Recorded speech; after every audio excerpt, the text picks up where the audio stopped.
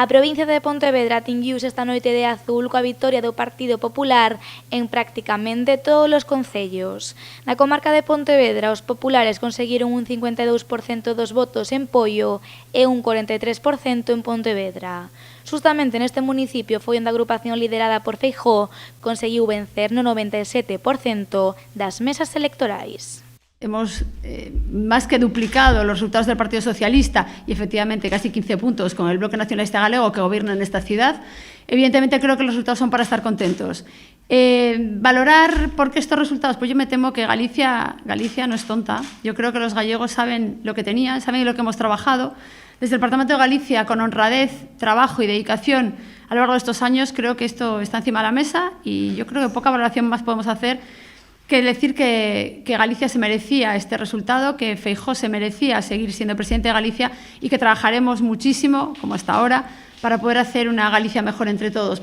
O BNG conseguiu un resultado histórico en Galicia e tamén en toda a provincia.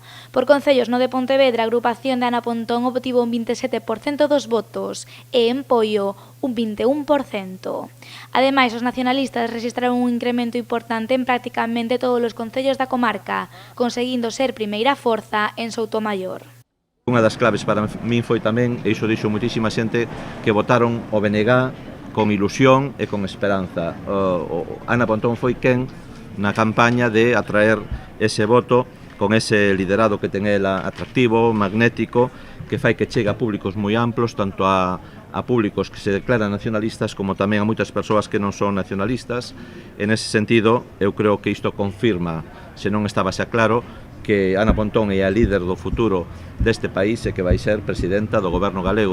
Pola súa banda, o Partido Socialista quedouse como terceira forza tanto no concello de Pontevedra como no de Poio, onde os socialistas acadaron un 19% e un 17% dos votos, respectivamente. Un resultado moi afastado das expectativas da agrupación vermella.